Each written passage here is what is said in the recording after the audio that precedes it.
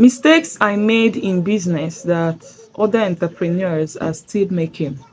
Watch this video to the end to avoid the same mistakes. Hello everyone, welcome back to my YouTube channel. If this is your first time here, you're highly welcome. And if you're a returning subscriber, thank you for always coming back. In today's video, I want to talk about something very important, somehow unusual from my normal topics. It is mistakes I made in business that many entrepreneurs are still making today. This is not a motivational talk. This is not a theory. This is real life business experience. Some of these mistakes cost me money, some cost me time, and some cost me peace of mind. So if you're a business owner, an aspiring entrepreneur, or even someone planning to invest in a business, please watch this video to the end, because one mistake you avoid can save you years of struggle. Now, the number one mistake will be importing goods outside my niche. One of the biggest mistakes I made in business in 2025 was importing goods outside my niche. Let me explain clearly. I'm into fashion, especially children's wear. This is my niche. That is where I understand the market, the customers, pricing, demand, and sales strategy. Now, sometime in 2025, someone approached me and said they were interested in investing in my business. Honestly, when I heard that, I was excited. Who wouldn't be? Around that same time, I belonged to an importation group where different people were importing different products like fashion items, cosmetics, gadgets, kitchen items, and so on. So one day I saw a cosmetic product posted in that group, and the price was very cheap compared to market price.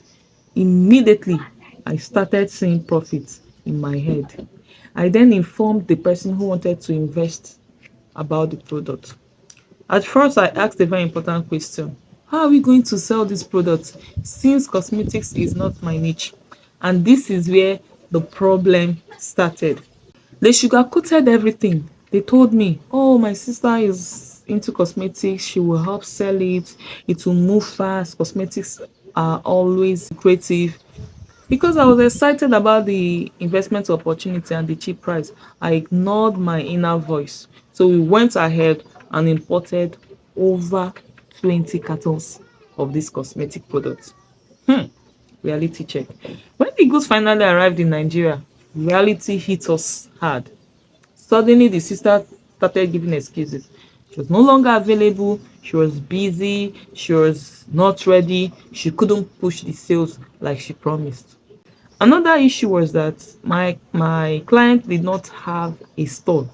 There was no space at home to store the goods properly. Because I didn't want the goods to get damaged or wasted, I offered to help them sell the products myself, even though it was not my niche. The hidden cost was that selling those products took a very long time. I had to learn a new market, spend money on ads, spend money on marketing, spend time explaining a product I didn't fully understand. Do you know what shocked me? The money I spent on ads and marketing alone was almost half of the money used to import the goods. That means the so-called cheap product was no longer cheap. At some point, someone asked me a simple question. Why didn't you import school bags or shoes since you're already into fashion? That question opened my eyes immediately. That was when I realized something very important. Profit is not just about cheap price. Profit is about familiarity, structure, and strategy. From that day, I made a vow never to import goods outside my niche, never to advise anyone to invest in a business or product they don't understand. And I learned lessons from this mistake. What I learned is that if you're an entrepreneur, do not leave what you know for what only looks profitable. Cheap goods don't always mean fast sales. Experience beats excitement in business. Now, let me talk about other mistakes entrepreneurs make and how you can avoid them. Another mistake would be chasing every opportunity. Many entrepreneurs suffer from shiny object syndrome. Today is crypto, tomorrow is real estate, next tomorrow is importation, next week is farming. There is nothing wrong with diversification, but diversifying without structure is dangerous. Here is what I will advise you on. Master one business first. Build systems. Understand your customers. Make it profitable before adding another stream. So another mistake would be mixing business money with personal money. This mistake has destroyed many businesses silently. You start using business money for personal needs, sales money for emergency spending, capital to solve personal problems. Before you know it, the business is not moving and you're complaining. So how do you solve this? You have to first of all separate your accounts. Pay yourself a salary every month. Treat your business like a business, not a charity organization. So another mistake would be trusting verbal promises without structure. Just like my story, she said or he said, my sister will sell it. My friend will help. Don't worry to move. Business is not built on promises, it's built on processes. So how do you solve this? Make sure you have clear agreements. Ask practical questions. Don't just move money based on emotions. Okay? So another mistake is not knowing the real cost of business.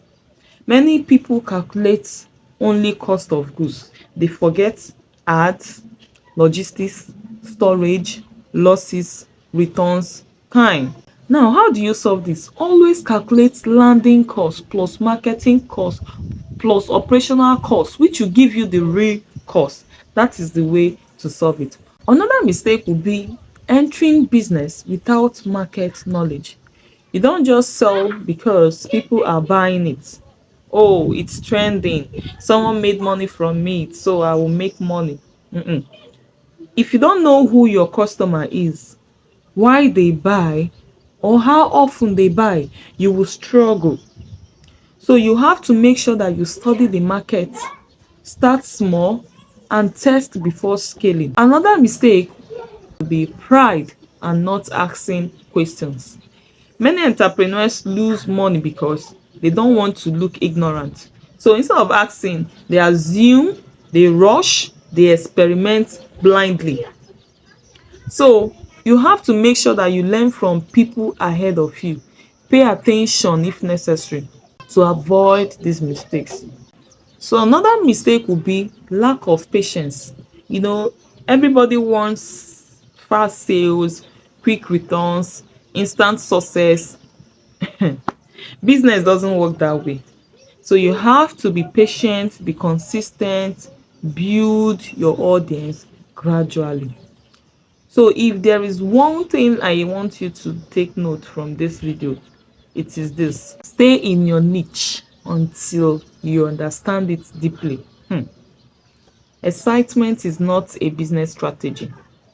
Experience will always beat assumptions. So I shared this story not because I'm proud of the mistake, but because I don't want you to repeat it. So if this video helped you, please like, share, and subscribe. Drop your questions or experiences in the comment section. Someone might learn from your story, just like you learned from mine. Thank you for watching, and I'll see you in my next video. Bye.